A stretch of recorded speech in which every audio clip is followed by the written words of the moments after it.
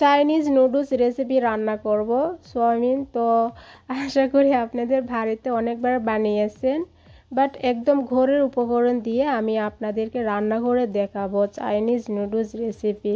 আসসালামু আলাইকুম আপু ভাইয়েরা, যে যেখান থেকে আমার ভিডিওটি দেখছেন, আশা করছি সবাই অনেক অনেক ভালো আছেন, সুস্থ আছেন এবং আলহামদুলিল্লাহ আমিও ভালো আছি। আজকে আপনাদের জন্য নিয়ে হাজির হলাম নতুন আরও একটি রেসিপি। আজকে আপনাদের তৈরি করে দেখাবো চাইনিজ নুডলস রেসিপি। তো চলুন দেখি নিই কীভাবে তৈরি করা যায়। এখানে আমি নিয়েছি প্রথম ঘরে যে নুডলসটা ছিল সেটাই আমি নিয়েছি। আপনাদের পছন্দ যেটা ভালো লাগে সেটা নিতে পারেন। আর নুডলস এটা ইন্দোমে দিয়েও হয়, এটা আমি নিইনি। এবার সবার প্রথমে চলে এলাম রান্নায়। চুলায় এবার আমি গরম করা পানিটা দিয়ে দিচ্ছি। আমি কারেন্টের সাহায্যে পানিটা গরম করে নিচ্ছি, আগে থেকে গরম করা পানিটা দেব। এবার নুডলসগুলো দিয়ে দিচ্ছি। আমি দুভাগ করে নিচ্ছি, ভেঙে দিচ্ছি। আপনারা চাইলে সেটা আস্তেও রাখতে পারেন, লম্বাও রাখতে পারেন। এবার দিয়ে দিচ্ছি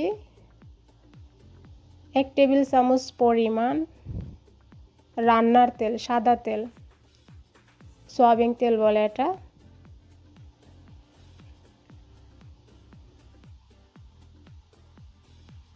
আর দিচ্ছি 1 টেবিল চামচ পরিমাণ ভিনিগার। সেটা অপশনাল, আপনারা চাইলে নাও দিতে পারেন, অসুবিধা নেই। আমি দিয়েছি এটা যে ফেনা টেনা যেন এটা কি হয় পরে গেল। দিয়ে দিচ্ছি চিকেন স্টক, সেটা মাজি বলে। আপনারা চাইলে শুধু লবণ দিলেও হয়।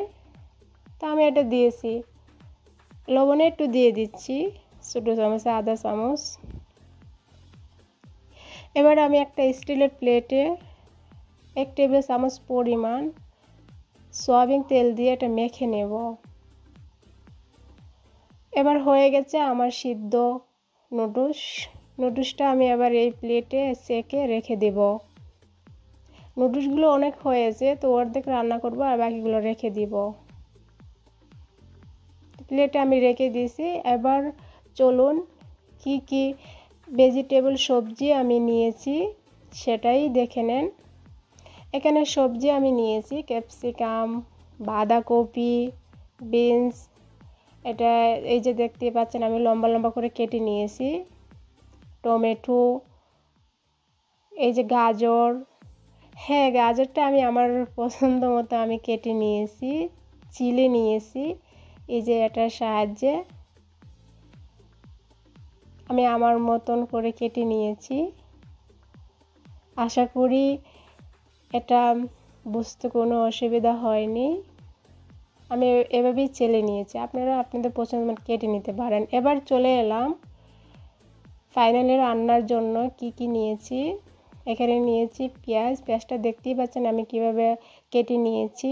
আদা কুচি, রসুন, এটা রসুন কুচি আমি কিভাবে কেটে নিচ্ছি আমার পছন্দ মতো। আপনারা চাইলে তেঁতুলে চেঁচে নিতে পারেন।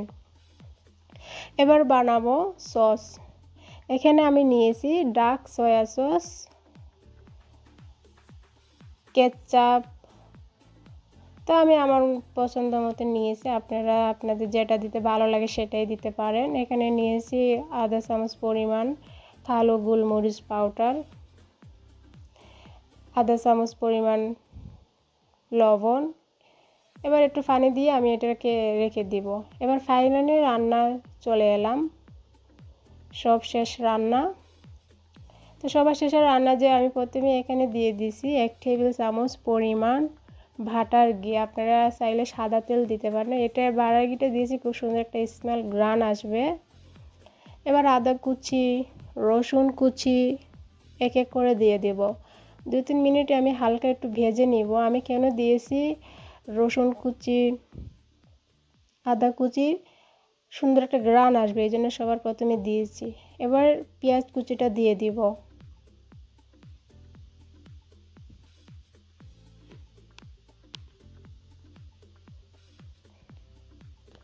এবার আমি গাজর এক এক করে যে সবজিগুলো আমি রেডি করে রেখেছিলাম সেগুলো দিয়ে দিচ্ছি।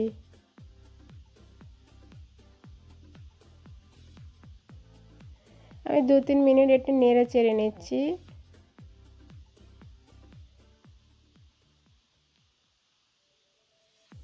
এবার যে সসটা বানাইছিলাম সেই সসটা দিয়ে আমি হাই হিট আগুন দিচ্ছি। আপনারা চাইলে আমি আগুনের আঁচটা পরিমাণটা একটু বাড়িয়ে দিছি। এবার নুডলসগুলো দিয়ে দিচ্ছি, দিয়ে 2-3 মিনিট আমি ঢেকে রেখে দিব। তো ঢাকার পরে আমি এবার একটু নেড়ে চেড়ে নিচ্ছি ভালোভাবে, যেন সবজির মধ্যে নুডলসের মধ্যে সবজিটা একটু মিশে যায়। একটু ভালোভাবে মেখে নিচ্ছি। এটা আমি এমনি নিয়েছি, আর এটা অপশনাল, না দিলেও হবে। এটাকে বলে কি, এটা আমার হাতে গাছ লাগানোর পেঁয়াজ পাতা। এবার আমি লবণ দিয়ে দিচ্ছি, আজিনামোটো, এটা অপশনাল, নাও দিতে পারেন, দিলে একটু টেস্ট হয় হোটেলের মতন। দিয়ে দিচ্ছি 1 টেবিল চামচ পরিমাণ চিনি পাউডার।